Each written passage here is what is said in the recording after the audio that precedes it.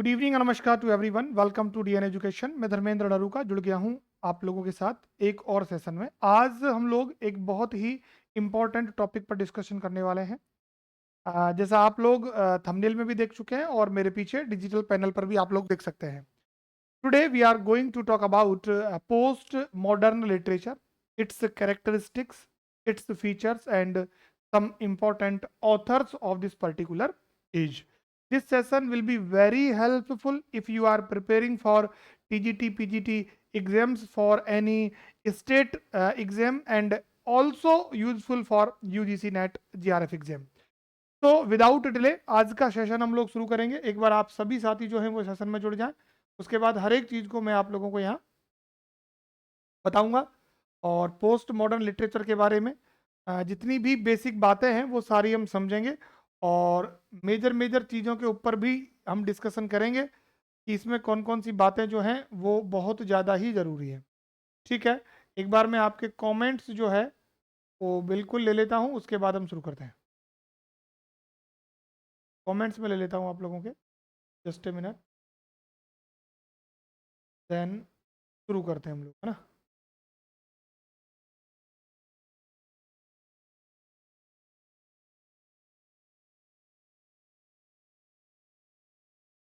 चलिएगा, जो भी साथी सेशन में जुड़ रहे हैं, डेफिनेटली आप लोग अगर नए हैं तो चैनल को सब्सक्राइब जरूर करें। चलिए, तो now everything is fine, audio video I hope everything is perfect. तो हम लोग शुरू कर रहे हैं, ठीक है। देखो जरा, तो पोस्ट मॉडर्न लिटरेचर क्या है,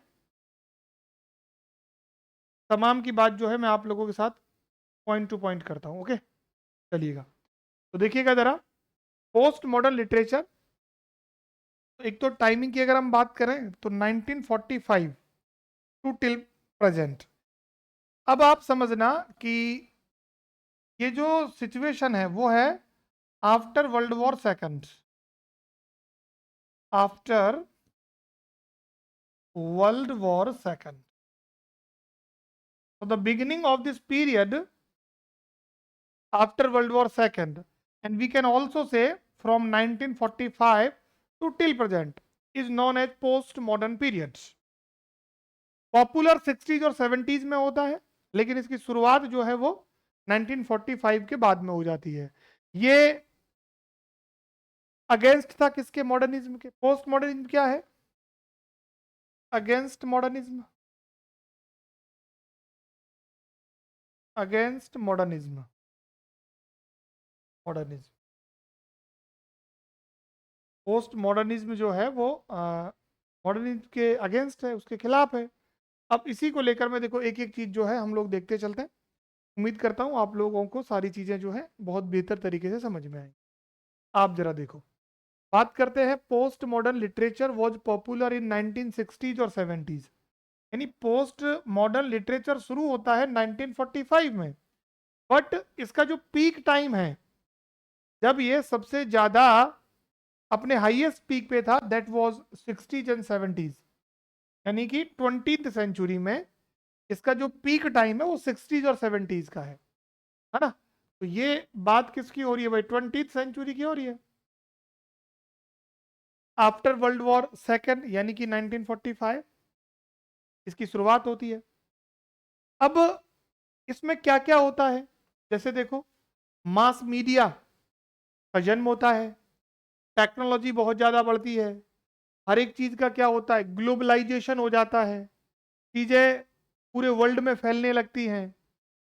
तो ये चीज़ों का इवेल्युएशन हुआ पोस्ट मॉडर्निज्म में, नई नई चीज़ों का इवेल्युएशन हुआ जिसमें मास मीडिया, टेक्नोलॉजी और हर चीज़ का क्या होने लगा? ग्लोबलाइजेशन होने लगा।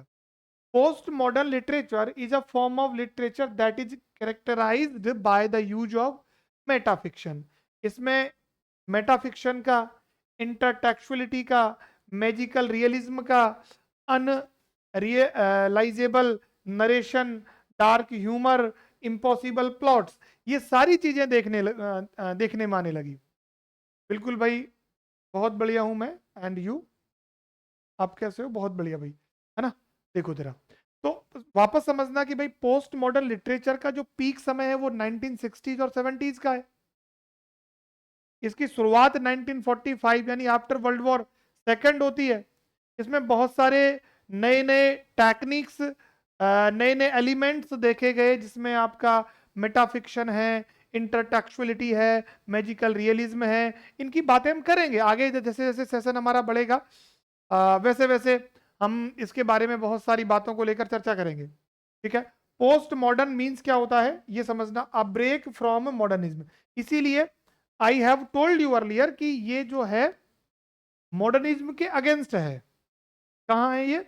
मॉडर्निज्म के अगेंस्ट है, और इसे कहा जाता है a break from modernism. Post modern literature rejects the boundaries between high and low, है ना, forms of art and literature. एक बड़ा काम जो इसने किया कि लिटरेचर में जो हाई और लो फॉर्म थे ना, उन सबको क्या कर दिया? इक्वल कर दिया। There is nothing higher and nothing lower, everything is equal. तो ये कुछ एक मेजर ट्रेट्स हैं पोस्ट मॉडर्न लिटरेचर के या पोस्ट मॉडर्निज्म के, तो आप लोगों को ध्यान रखना चाहिए। एक तो है ना, ये चीजें बहुत जरूरी हैं कि जितने भी आप जॉनराज कह दो, आप टेक्निक्स कह दो, जिनका इवेल्युएशन जो है इसमें हुआ। सुमीत पारिक, गुड इवनिंग मेरे भाई, गुड इवनिंग।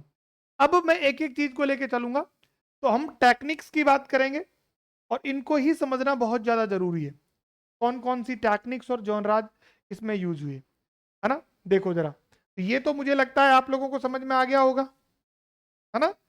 ये तो क्लियर हुआ ना कि भाई शुरुआत इसकी क्यों होती है। हाँ बिल्कुल, good evening, good evening Nishant, बिल्कुल गुड इवनिंग। ठीक है, बिल्कुल good good evening.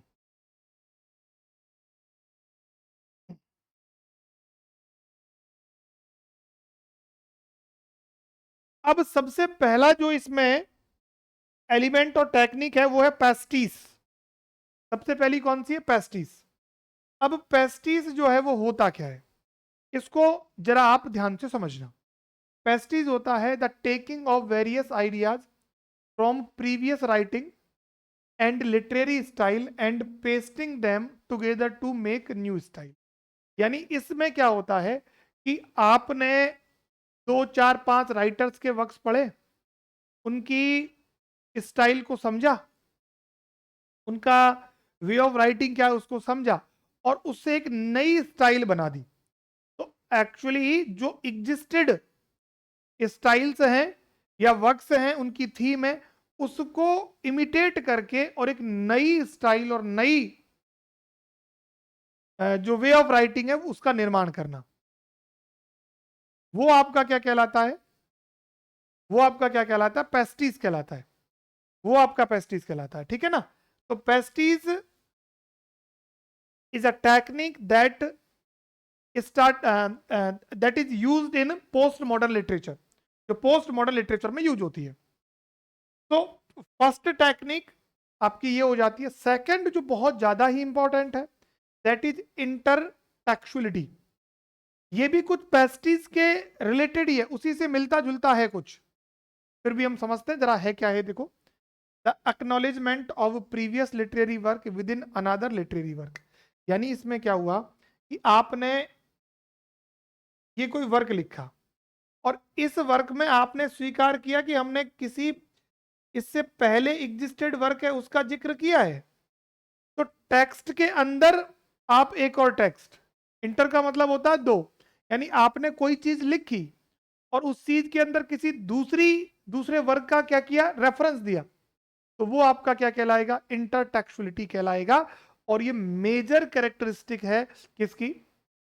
Post modern literature की, पोस्ट मॉडर्निज्म की। तो पहली हो गई पेस्टिस, आप किसी के स्टाइल को कॉपी करके एक नई स्टाइल का जन्म देते हो, that is known as pastiche. और इंटरटेक्चुअलिटी क्या होता है? आप एक्नॉलेज करते हो, आप मानते हो कि एक टेक्स्ट के अंदर किसी दूसरे टेक्स्ट का जिक्र है जो पहले यूज हो चुका है। तो this is the major difference ना। अब देखो इसके बारे में थोड़ा और हम डिस्कस करते हैं इंटरटेक्चुअलिटी के बारे में। In literature it refers to the way a text references echoes or is saved by other text either directly or indirectly. यानी कुल मिला के आप डायरेक्टली और इनडायरेक्टली आप क्या करते हो, किसी भी टेक्स्ट का निर्माण किसी दूसरे टेक्स्ट के आधार पर करते हो। इंटरटेक्चुअलिटी जो है वो पोस्ट मॉडर्न लिटरेचर का हॉलमार्क है, एक मेजर ट्रेट है, एक मेजर एलिमेंट है, एक मेजर टेक्निक है पोस्ट मॉडर्निज्म की। क्या? इंटरटेक्चुअलिटी, जिसको जूलिया क्रिस्टीवा ने कॉइन किया था। किसने किया था? जूलिया क्रिस्टीवा ने जिसको कॉइन किया था। It is a hallmark of post modern literature where writers often embrace the idea that no work is entirely original. Instead, all text exist within a network of cultural and literary connections. देखो ये कितनी बढ़िया line है यहाँ पे, यहाँ से आपको कंप्लीटली समझ में आ जाएगा कि देखो, all text exist with in a network of culture and literary connection. यानी कोई भी टेक्स्ट जो है ना वो ओरिजिनल नहीं है। Everything that is written is taken from other works, and there is nothing original, everything is an imitation of something। हर एक चीज किसी ना किसी वर्क का ही कॉपी है। वो आपका कल्चर से रिलेट कर सकता है, वो आपका लिटरेरी कोई भी वर्क है उससे रिलेट कर सकता है। कल्चर एंड लिटरेरी कनेक्शंस उसी से संबंधित है। इंटरटेक्चुअलिटी, इंटर का मतलब एक दूसरे से, दो से, तो हर टेक्स्ट किसी दूसरे टेक्स्ट को रिलेट करता है। That is intertextuality.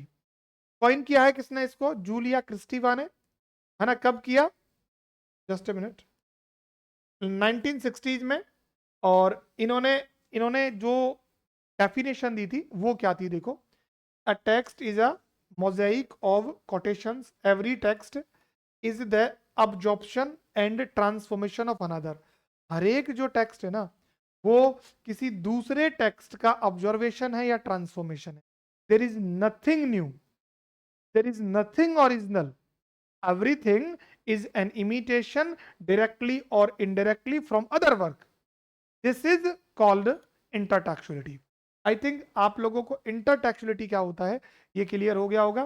तो मैंने आपको अभी तक दो मेजर टेक्निक्स बताई हैं जो पोस्ट मॉडर्न लिटरेचर में यूज होती है। तो पहला तो हो गया पेस्टिस, और सेकंड पे जो हम डिस्कस कर रहे हैं that is intertextuality. I think clear हुआ आपका ये। चलो अब हम आगे बढ़ेंगे भाई। चलिएगा, यहाँ तक बात आप लोगों को क्लियर हुई ना? चलिए, इसके बाद की बात जो है हम लोग करते हैं। देखिएगा, तो दो हमारे मेजर चीजें ये मैंने आप लोगों को बताई। थर्ड में जो है आपका वो आता है मेटाफिक्शन, है ना। जहां भी मेटा शब्द का यूज आपको मिलता है, मेटा शब्द का मीनिंग होता है बियॉन्ड से, बियॉन्ड से। तो फिक्शन के बारे में आप जब लिखोगे, यानी स्टोरी के बारे में स्टोरी, दैट इज मेटाफिक्शन। यानी आप समझना, आप जो लिख रहे हो ना वो किस तरीके की चीजें हैं, ये आपको बहुत जरूरी है समझना। देखो जरा, the act of writing about writing और making readers aware of the fictional nature of the very fiction they are reading. यानी आप समझना मेटा फिक्शन होता क्या है। मेटा फिक्शन एक प्रकार का राइटिंग स्टाइल है, और किसके बारे में?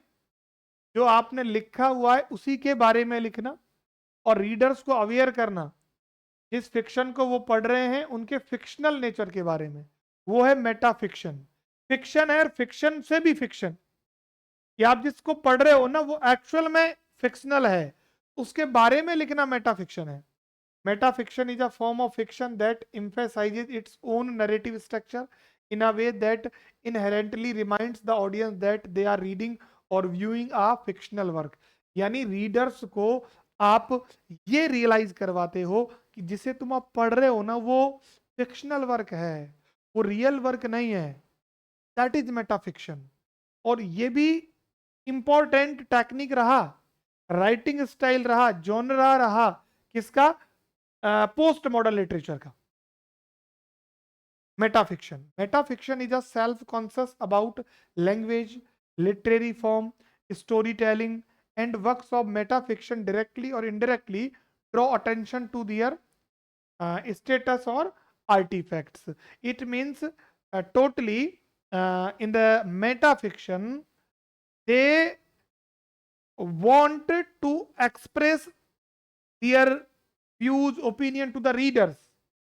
It is a work of fiction, कि आपको इसको रियल नहीं समझना है, that is metafiction. Beyond fiction, fiction के बारे में लिखना, राइटिंग के बारे में राइटिंग, दैट इज मेटाफिक्शन. ठीक है ना, क्या हो जाएगी, मेटाफिक्शन हो जाएगी. तो ये तीन टर्म आप लोगों को समझ में आनी चाहिए. पहली हो गई आपकी पेस्टिस, क्या समझे कि भाई किसी के स्टाइल, राइटिंग वे को इमिटेट करके एक नया राइटिंग स्टाइल बनाना, दैट इज पेस्टिस. दूसरा हमने देखा इंटरटेक्चुअलिटी, हर एक कोई वर्क जो होता है वो किसी ना किसी दूसरे वर्क से ही प्रभावित होता है, तो यानी वो ओरिजिनल नहीं है, वो उसी का क्या है, एक नया वर्जन है, अब्जॉर्प्शन है, उसको आपने ट्रांसफॉर्म कर लिया है, वो इंटरटेक्चुअलिटी है. और मेटाफिक्शन क्या है, राइटिंग के बारे में राइटिंग करना है, ताकि आप रीडर्स को ये बता सको कि जिस चीज को आप पढ़ रहे हो that is totally fictional work, है ना. तो ये आप लोगों को समझना पड़ेगा, दैट इज मेटाफिक्शन. तो पेस्टिस हो गया, इंटरटेक्चुअलिटी हो गया, और आपका मेटाफिक्शन हो गया. अब आते हैं हम टेम्पोरल डिस्टॉर्शन. ये भी एक ट्रेट है इसका. ये क्या कहता है, देखो जरा. The use of non linear timeline and narrative techniques in a story. यानी आप जब भी स्टोरी में टाइमलाइन का यूज कर रहे हो तो वो एक क्रोनोलॉजिकल ऑर्डर में नहीं है, वो कैसा टेम्पोरल डिस्टॉर्शन है, कभी कहां का चलेगा और कभी कहां का चलेगा, डिसरप्टिव नेचर वाला टाइमलाइन है. A narrative technique where chronological time is altered, events may be told out of sequence, repeated or blended in ways that confuse or challenge the reader's perception of time. यानी इसमें क्या होता है, बड़ा simple समझना आप लोग, कि टेम्पोरल जो डिस्टॉर्शन है उसमें क्रोनोलॉजिकल ऑर्डर ऑफ इवेंट्स को फॉलो नहीं किया जाता. कौन सी घटना पहली हुई, कौन सी घटना बाद में हुई, इसका कोई भी ध्यान नहीं रखा जाएगा. इससे क्या होता है, that makes the readers confused, they can not understand the chronological order of event how they happen earlier.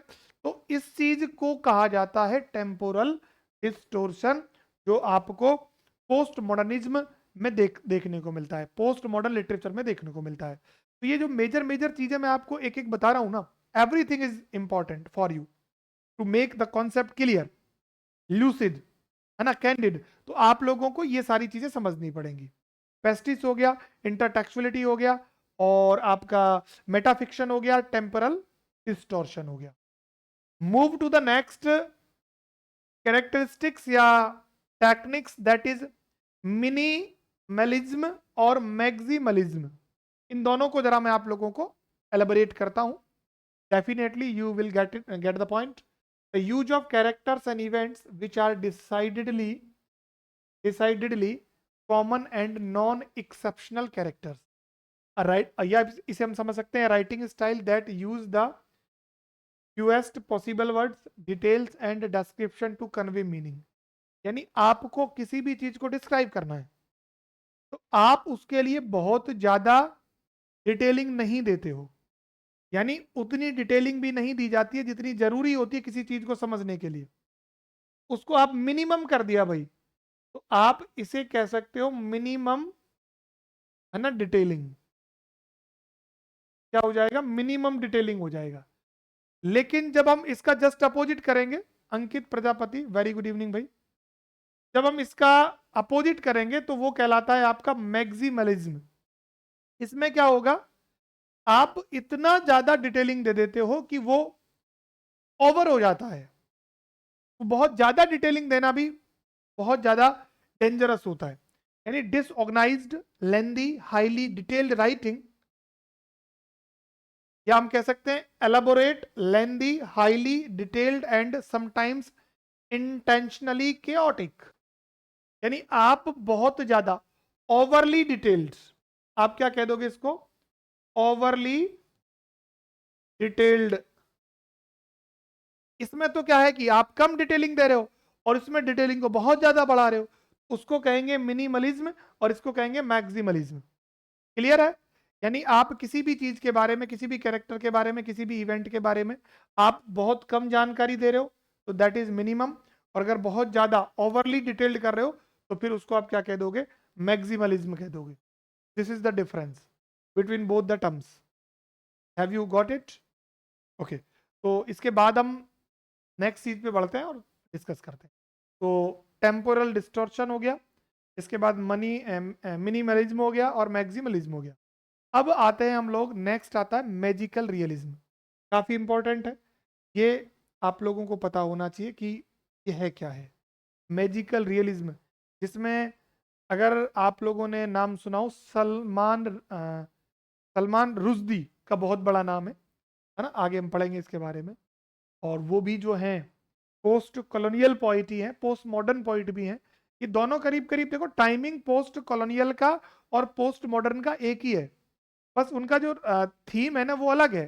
Post colonial writers colonial period के दौरान क्या हुआ और उसके क्या इफेक्ट पड़े अपकमिंग ईयर्स के अंदर, उसको बताते हैं। और पोस्ट मॉडर्निज्म ओवरऑल को बताते हैं। This is the basic difference between post colonial and post modern poets. लेकिन टाइमिंग दोनों की करीब करीब सेम है, क्योंकि कॉलोनीज रिमूव होने भी 1945 के बाद लगी। पोस्ट कॉलोनियल पीरियड भी आपका 1945 के बाद का है और पोस्ट मॉडर्न पीरियड भी आपके 1945 के बाद का ही है। तो टाइमिंग से संबंधित दिक्कत नहीं है, दिक्कत वो थीम की है बस। चलो, मैजिकल रियलिज्म को हम देख रहे हैं। इंट्रोडक्शन ऑफ इम्पॉसिबल और unrealistic event into a narrative that is otherwise realistic. देखो, मैजिकल रियलिज्म में क्या होता है, इस चीज का इम्पॉसिबल और अनरियलिस्टिक इवेंट का किसी भी नैरेटिव में इंट्रोडक्शन क्या कहलाता है, मैजिकल रियलिज्म कहलाता है। और अदरवाइज ये इसे क्या माना जाता है, रियलिस्टिक माना जाता है। खैर, और इसको मैं थोड़ा सा इजी कर देता हूँ। एक ऐसा टेक्निक है जो क्या करता है, ordinary with the extraordinary, यानी कॉमन चीजों को अनकॉमन चीजों के साथ मैच करता है। Making supernatural event seem realistic and believable, यानी जिन चीजों पर आप लोग विश्वास नहीं करते हो, इम्पॉसिबल इवेंट्स और टास्क को क्या करना, realistic banana, that is magical realism. यानी मैजिक को रियल बनाना। सिंपल समझो, आप इम्पॉसिबल को इस तरीके से बता रहे हो कि वो कैसा है, पॉसिबल है। समझ में आ गई बात? यही क्या है आपका मैजिकल रियलिज्म, मैजिक को real banana, that is magical realism. समझ में आई बात? तो मैजिकल को आप जब रियलिस्टिक बनाओगे तो वो मैजिकल रियलिज्म। आप इस तरीके के प्लॉट्स यूज करना कि वो अनबिलीवेबल है, but the story line is so strong it seems very realistic, attracts the audience, readers. That is magical realism. I think you got the point. What is magical realism? Next one is faction reader involvement. Let's talk about the both the term. Faction क्या होता है? Mixing of actual historical events with fictional events. यानी history की कुछ घटनाएं historical facts को आप fictional fact से जोड़ देते हो, फिक्शनल फैक्ट से जोड़ देते हो। यानी कि एक तो हिस्ट्री में कोई घटना घटी, उसको आपने क्या किया, उसको आपने कोई काल्पनिक घटना है उसके साथ जोड़ दिया, दैट इज फैक्शन, है ना। Without clearly defining what is factual and what is fictional, and it becomes very difficult to identify what the real and what the unreal. यानी पता नहीं लगेगा कौन सा हिस्टोरिकल है और कौन सा फिक्शनल है। इस तरीके से चीजों का ब्लेंड कर देना, that is faction. Is that clear? Now move to the next point, that is reader involvement. Often through direct address to the reader and the open acknowledgement of the fictional nature of the event being describe. यानी reader को involve करना, यानी आप direct address करते हो readers को और स्वीकार करते हो फिक्शनल नेचर ऑफ इवेंट को जिनको आपने क्या किया है, डिस्क्राइब किया है। तो वो रीडर इन्वॉल्वमेंट है। यानी आप क्लियर कट एक्सप्लेनेशन देते हो कि भाई ये जो हम पढ़ रहे हैं या लिख रहे हैं, आप जो पढ़ रहे हो दैट इज कंप्लीटली फिक्शनल।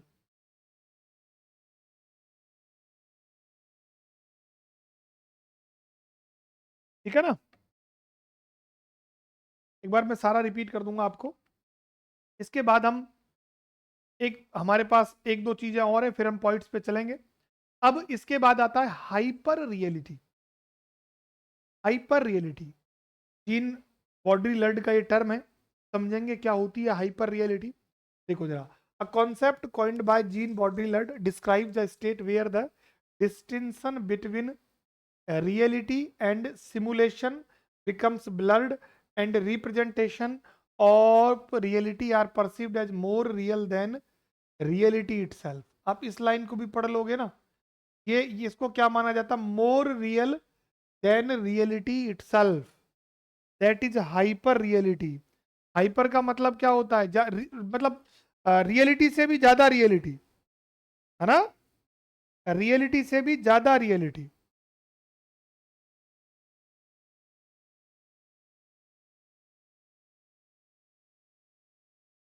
और this concept is central to the postmodernism and semiotics, particularly in technological advanced society, where media and technology heavily influence our perception। यानी मतलब कुछ चीजें ऐसी होती हैं जिनको देखकर लगता है कि नहीं नहीं, ये तो रियल है ही है, रियलिटी से भी ऊपर की बात हो जाए, that is hyper reality. Hyper शब्द का मतलब ये होता है एक्सेसिव। तो ये कॉन्सेप्ट जो है पोस्ट मॉडर्निज्म और सीमियोटिक्स से रिलेट करता है टेक्नोलॉजिकल एडवांस सोसाइटीज में, जहां मीडिया और टेक्नोलॉजी जो है लोगों की परसेप्शन को बहुत ज्यादा इन्फ्लुएंस करते हैं। जैसे टीवी के जो एडवर्टीजमेंट होते हैं ना, उनमें जो जिस प्रकार के एडवर्टीजमेंट आते हैं वो कितने मतलब सुपर रियल लगते हैं, वो चीज हाइपर रियलिटी है। Difference between reality and it's representation disappears and people start experiencing sign images and simulations as if they are reality itself। यानी आप समझना, रियलिटी और जो दिखाया जा रहा है वो कितना रियल है, इसको समझना बहुत मुश्किल हो जाता है। तो वो हाइपर रियलिटी हो गया आपका, और ये टेक्नोलॉजी इसमें बहुत बड़ा रोल प्ले करती है।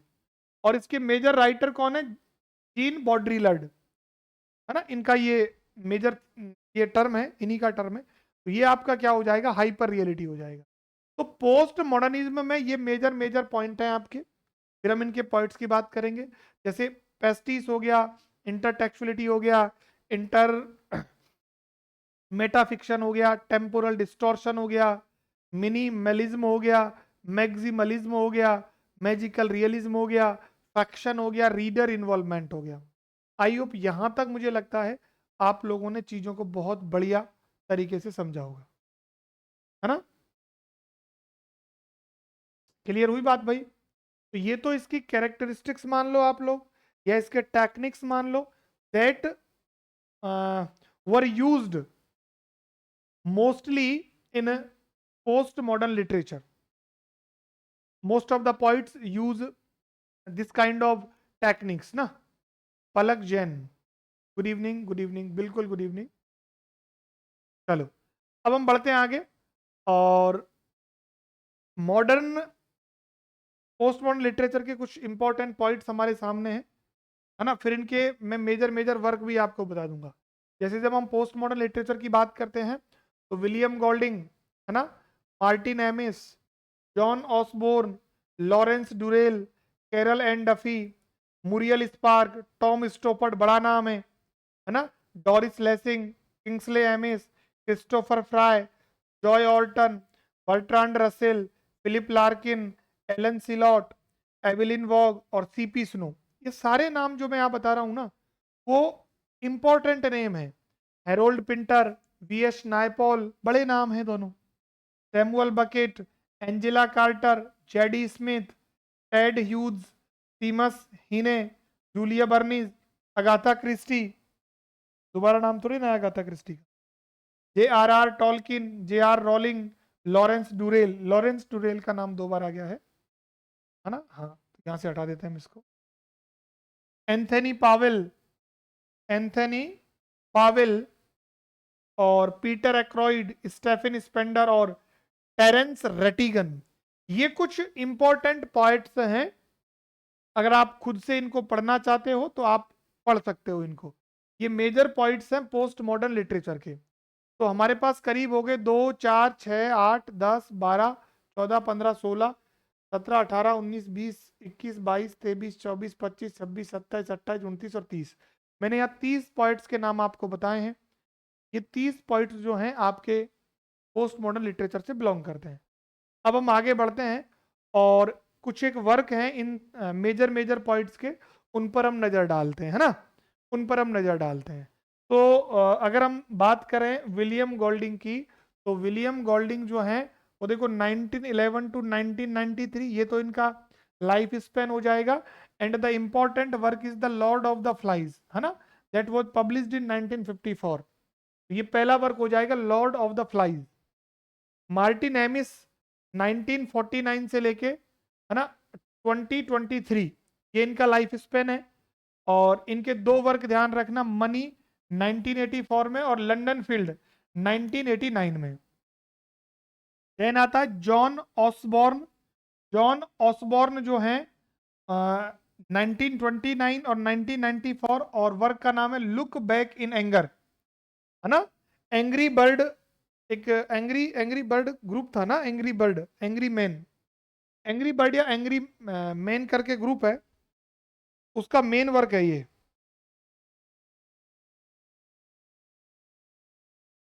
एंग्री मैन है वो, एंग्री मैन ग्रुप है।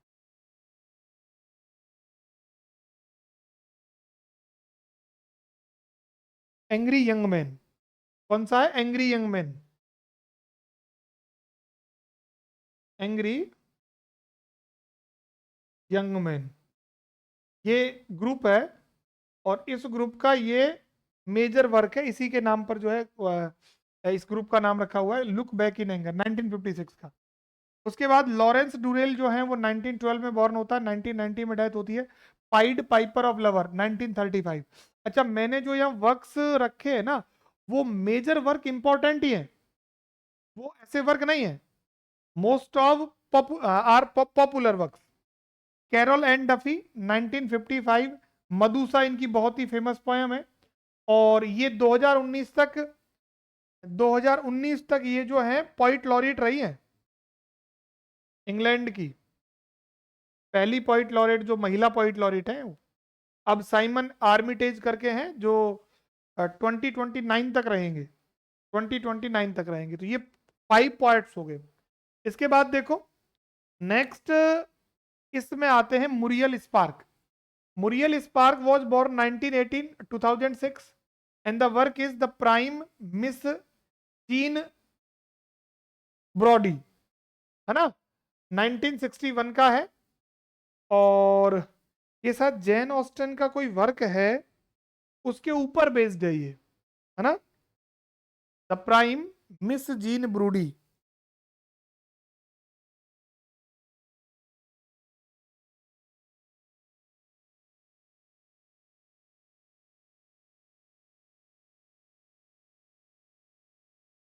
देखो ये वर्क जो है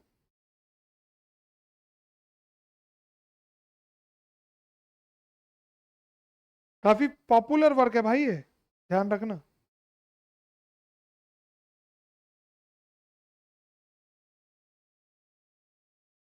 ठीक है ना, आप ध्यान रखना, मैं कभी और इसके बारे में बता दूंगा आपको। ये किसी का वर्क है, उसके ऊपर बेस्ड है। एक बार माइंड से स्लिप हो गया है, खैर कोई नहीं, आगे हम बढ़ते हैं। ये आप देख लो एक बार। फिर Tom Stoppard. Tom Stoppard born in 1937, Rosencrantz and Guildenstern are dead, ये 1966 का वर्क है जो शेक्सपियर के वर्क से प्रभावित है। आर्केडिया 1993 और जंपर्स करके 1972। तो टॉम स्पर्ड के ये दोनों तीनों वर्क बहुत पॉपुलर है, आप लोगों को याद रखने चाहिए, बहुत जरूरी है इनको याद रखना। नेक्स्ट हम देखते हैं, देखो डॉरिस लेसिंग।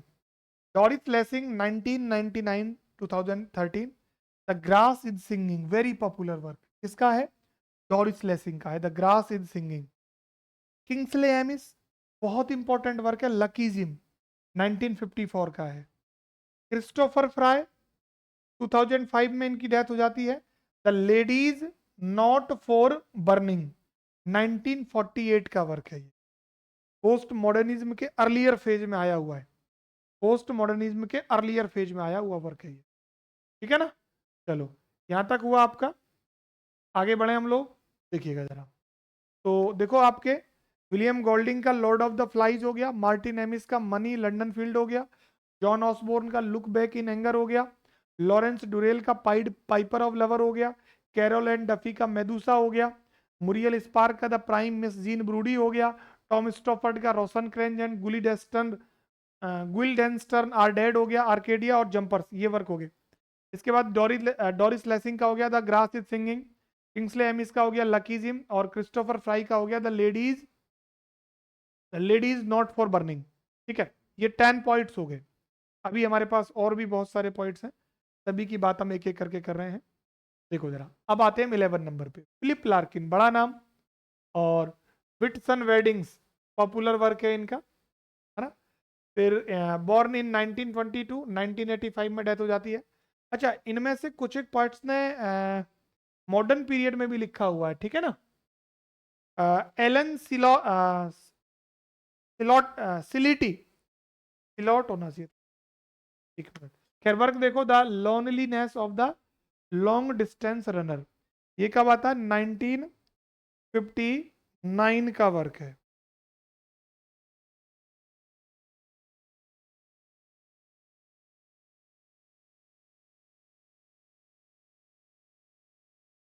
देखो जरा आप,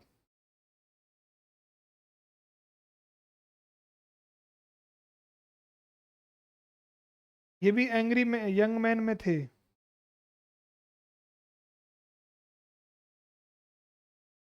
ये शॉर्ट स्टोरी है इनकी, है ना। एक इनका Saturday nights and Sunday morning और है, इनका एक वर्क और है सैटरडे नाइट और संडे मॉर्निंग, वो भी पॉपुलर है। Saturday night and Sunday morning, ये भी इनका जो है एक पॉपुलर वर्क है, ठीक है ना। हाँ, और ये इनकी शॉर्ट स्टोरी हो जाएगी जो मैंने आपको बताई है।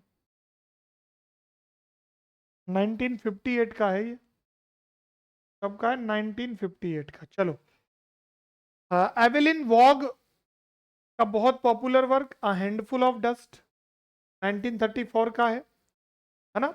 ये राइटर जो हैं मोस्टली तो मॉडर्न पीरियड से बिलोंग करेंगे, क्योंकि वर्क जो 1934 में आया हुआ है। हाँ, लेकिन वर्क काफ़ी इंपॉर्टेंट है तो मैंने यहाँ पे आपको रख दिया है। बाकी ये वर्क तो मॉडर्न से रिलेट करेगा, ठीक है ना। जो 1945 के बाद में है, जनरली उन्हीं वर्क को इसमें कंसिडर किया जाएगा। अब हम आगे बढ़ते हैं। फिर है हेरोल्ड पिंटर, बहुत पॉपुलर वर्क है। बर्थडे पार्टी, कौन नकार सकता है, सबने पढ़ा होगा बर्थडे पार्टी को। V S Naipaul, a house for Mister Biswas, है ना। ये ब्रिटिश डायस्पोरिक राइटर है, बट वेरी इंपॉर्टेंट वर्क, और पोस्ट मॉडर्निज्म से तो रिलेट करते ही करते हैं, है ना। पोस्ट मॉडर्निज्म से रिलेट करते ही करते हैं, ठीक है। तो वी एस नायपॉल हो जाएगा। हाँ, एवलिन वॉक का वर्क जो है ये इंपॉर्टेंट वर्क है, लेकिन ये मॉडर्न एज से है। इसके बाद देखो, Samuel Beckett, William waiting for Godot, कौन भूल सकता है, very important work. Angela Carter का द ब्लडी चैम्बर 1979 का है। जेडी स्मिथ का वाइट टीथ, ये तो बहुत पुराना वर्क नहीं है, 2000 के आसपास आया है। जेडी स्मिथ का। फिर आते हैं इसमें Ted Hughes, the hawk in the rain, the hawk in the rain 1957। और टेड ह्यूज की तो बहुत सारी पोयम पॉपुलर है। टोड करके एक पोयम है, बहुत पॉपुलर पोयम है। सीमस हिनी का है डेथ ऑफ अ नेचुरलिस्ट 1966 का। तो देखो आप, फिलिप लार्किन का हो जाएगा विटसन वेडिंग्स, एलन स्लॉट का हो जाएगा loneliness of the long distance runner, और Saturday night and Sunday morning 1958 और 1959। एवलिन वॉक का हो जाएगा हैंडफुल ऑफ डस्ट 34 का। हेरोल्ड पिंटर हो जाएगा बर्थडे पार्टी 1957 का। पी एस नॉयपॉल का हो जाएगा हाउस फॉर मिस्टर बिस्वास। उसके बाद फिलिप लार्किन के बाद देखो Samuel Beckett, waiting for Godot, important work है। Must remember this work. Angela Carter, bloody chamber. Zadie Smith, white teeth. Ted Hughes, the hawk in the rain. और Seamus हिने, death of a naturalist. इसके बाद कुछ एक work और writers के भी मैं आप लोगों को यहां बता रहा हूं, है ना। यानी पोस्ट मॉडर्निज्म में जो जितने राइटर्स हैं जो मुझे लगता है कि बहुत इंपॉर्टेंट है, ये आप लोगों को पता होने चाहिए, ठीक है। अब हम लोग जो है डिस्कस करते हैं भाई next work, Julian Barnes. Julian Barnes का है फ्लॉबर्ट्स पैरेट। जूलियन बर्नीज का कौन सा? फ्लॉबर्ट्स पैरेट, 1984 का है। कब का है? 1984 का है, जूलियन बर्नीज का, ठीक है। फिर नेक्स्ट इसमें आता है अगाथा क्रिस्टी। अगाथा क्रिस्टी का है द मर्डर ऑफ रॉजर एक्रोइड, 1926 का है। नेक्स्ट पॉइंट आप लोगों के सामने J.R.R. टॉलकिन, तो फेलोशिप ऑफ द रिंग 1954 का है। अब ये वर्क जो है ना, ये भी मॉडर्न में चला जाएगा, है ना, ये भी मॉडर्न में चला जाएगा। जबकि पोएट ये मॉडर्न और पोस्ट मॉडर्न दोनों से बिलोंग करती हैं। अगाथा क्रिस्टी का डेट मैंने यहाँ लिखा हुआ है, अगाथा क्रिस्टी 1976। बट वो वर्क जो है वो तो जो मेजर वर्क है इनका वो उसी से संबंधित है, ठीक है ना। इसके बाद देखो J.K. रोलिंग का है Harry Potter and the philosopher's stone, that was published in 1997। 1997 J.K. Rolling का। नेक्स्ट वन इज लॉरेंस ड्यूरेल जस्टाइन करके वर्क है 1957 का, है ना। और इसके बाद दो तीन पॉइंट और देखो आप लोग, इनका भी आपको पता होना ही चाहिए। तो Anthony Powell, a question of upbringing 1951। Stephen Spender, the temple 1988। और Terence Rattigan, the Winslow boy 1946। तो इसमें दो वर्क ऐसे मुझे लगे, एक तो ये अगाथा क्रिस्टी वाला, है ना। अगाथा क्रिस्टी का कोई मैं आपको पोस्ट मॉडर्न वाला वर्क जो है मेंशन कर देता हूं भाई, है ना। अगाथा क्रिस्टी का पोस्ट मॉडर्न वाला वर्क,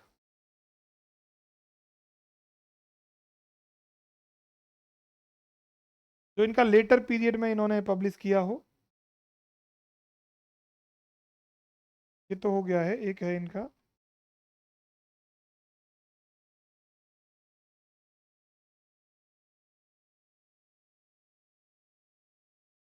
ये है इनका, इनका लिख लेना आप लोग। इनका है द माउस ट्रैप करके, इन्होंने लिखा है माउस ट्रैप, इंपॉर्टेंट वर्क है, माउस ट्रैप करके है। और ये जो है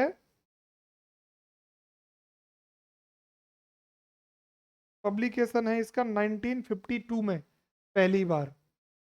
और ये बहुत पॉपुलर वर्क है इनका ये, है ना। और भी बहुत सारे वर्क लिखे हैं इन्होंने।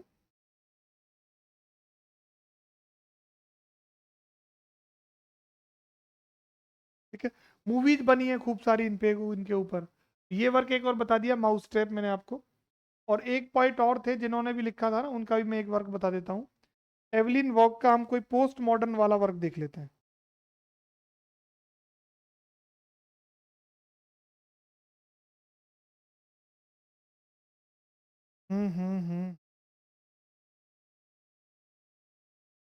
इनका देखो, एवलिन वॉक का आप वो ये याद रख लेना, सॉर्ड ऑफ ऑनर, ये ट्रियोलॉजी है, ये फेमस है इनकी। इसमें तीन वर्क हैं आपके। देखो पहला तो है मैन एट आर्म, है ना, मैन एट आर्म्स, ये 1952 का है। दूसरा है ऑफिसर्स एंड जेंटलमैन, 1955 का है। और अनकंडीशनड सरेंडर,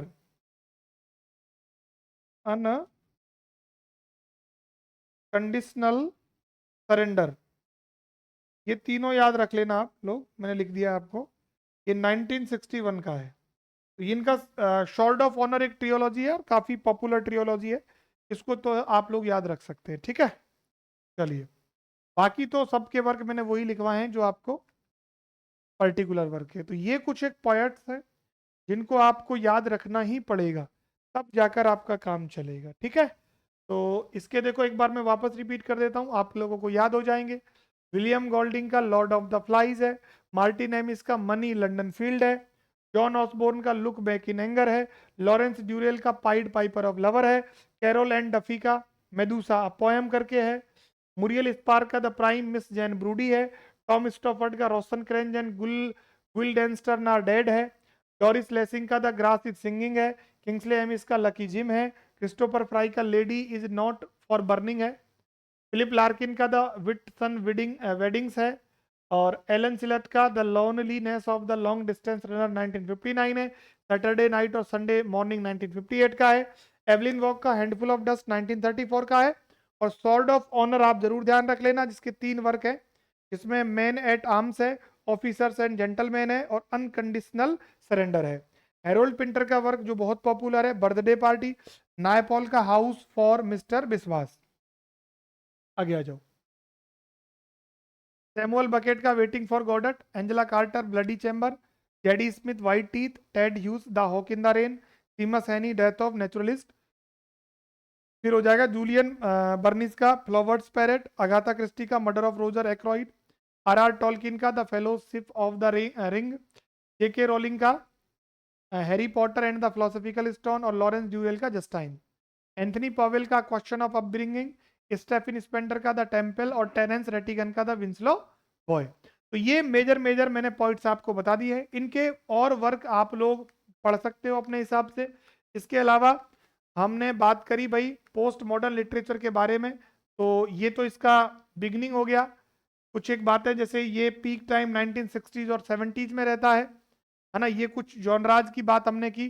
फिर इसमें पेस्टीज हमने देखा, फिर इंटरटेक्चुअलिटी हमने देखा, इंटर टेक्चुअलिटी हो गया, मेटाफिक्शन हमने देखा, टेम्पोरल डिस्टॉर्शन हमने देखा, मिनिमलिज्म हमने देखा, मैक्सिमलिज्म हमने देखा, मैजिकल रियलिज्म हमने देखा, फ्रैक्शन हो गया, रीडर इन्वॉल्वमेंट बढ़ गया इस पीरियड में, और हाइपर रियलिटी की बात हमने इसमें देखी।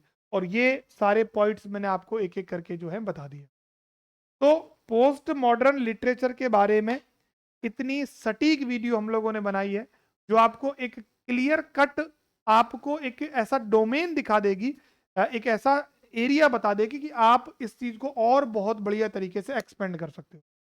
आई होप आप लोग बहुत कुछ इससे सीखे होंगे, और चीजें आप लोग जब बार बार पढ़ोगे तो चीजें धीरे धीरे करके आप लोगों के मसल मेमोरीज में जाने लगती हैं।